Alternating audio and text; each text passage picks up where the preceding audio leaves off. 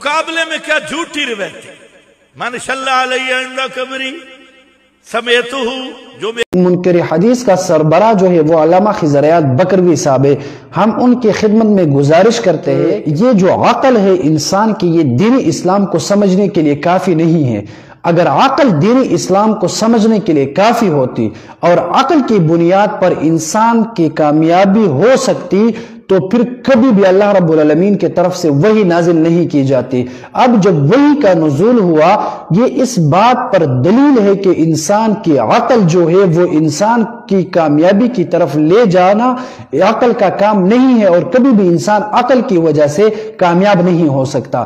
انسان کی کامیابی کا جو راز ہے وہ صرف اور صرف اللہ رب العالمین کی عطا کردہ علمیت اور وحی کا پیغام ہے، اس کی بنیاد پر انسان کامیاب ہو سکتا ہے۔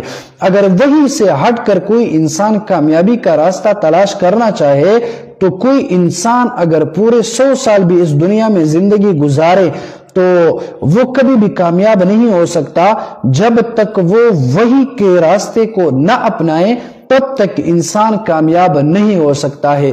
تو اس لیے ہم کہتے ہیں کہ وحی کے مقابلے میں جناب محمد رسول اللہ صلی اللہ علیہ وسلم کی حدیث جو ہے وہ وحی ہوتی ہے۔ وما ينطق عن الهوى، اللہ رب العالمین نے فرمایا کہ محمد رسول اللہ صلی اللہ علیہ وسلم جو ہے وہ ہر بات بیان کرتے ہیں، وہ وحی ہوتی ہے۔ تو جب محمد رسول اللہ صلی اللہ علیہ وسلم کی وحی ہمارے لیے دلیل ہوگی تو ہم وحی کے مقابلے میں آج کے دور کے انسان کی بات کو ہرگز ماننے کے لیے ہم تیار نہیں ہیں۔ تو اب یہاں پر میں پنجپوری حضرات کو بھی کہنا چاہتا ہوں کہ آپ لوگوں کی اس روایت پر کوئی اشکال ہو، کوئی اعتراض ہو، جناب محمد رسول اللہ صلی اللہ علیہ وسلم کی روایت کے مقابلے میں اگر آپ لوگ اپنے بڑوں کو ترجیح دو گے تو یہ ابو جہل کا کام ہے، یہ ابو لہب کا کام ہے، اور اسی طرح یہ ابراہیم علیہ السلام کے دور میں جو مشرکین تھے ان لوگوں کا کام ہے، یہ بت پرستوں کا کام ہے۔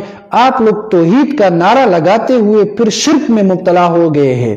آپ لوگوں نے نعرہ توحید کا لگایا لیکن مبتلا آپ لوگ شرک میں ہو گئے ہیں۔ کس طرح آپ محمد رسول اللہ صلی اللہ علیہ وسلم کی روایت سے انکار کرتے ہیں؟ اب یہ ایک روایت ہے، اس کو تو علامہ خضر بکروی صاحب اپنی نادانی اور بیوقوفی کی وجہ سے وہ یہ کہیں کہ بھائی یہ روایت منگڑت ہے یا ضعیف ہے نعوذ باللہ، تو پھر دیگر روایتوں کے ساتھ آپ کیا کرو گے؟ ایک روایت تو نہیں ہے اس مسئلے پر۔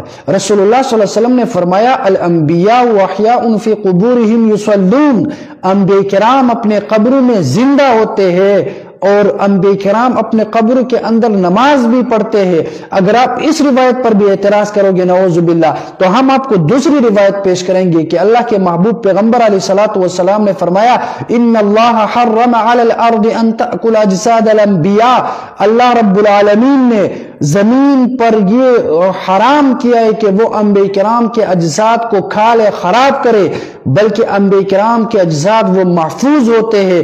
اس کے علاوہ رسول اللہ صلی اللہ علیہ وسلم نے فرمایا کہ ما من احد، کہ جناب محمد رسول اللہ صلی اللہ علیہ وسلم نے فرمایا آپ میں سے کوئی ایک نہیں ہے جو یسلم علیہ، جو مجھ پر سلام بھیجے، الا رد اللہ علیہ روحی، اللہ رب العالمین میری روح کو میری طرف واپس لوٹاتے ہیں اور میں اس بندے کے سلام کا جواب دیتا ہوں۔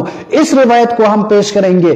اگر آپ اس روایت پر اعتراض کریں گے تو پھر ہم آپ کو اللہ رب العالمین کی کتاب قرآن مجید سے جواب دیں گے کہ اللہ رب العالمین نے فرمایا وَلَا تَقُولُوا لِمَنْ يُقْتَلُ فِي سَبِيلِ اللَّهِ أَمْوَاتٌ بَلْ أَحْيَاءٌ وَلَكِنْ لَا تَشْعُرُونَ۔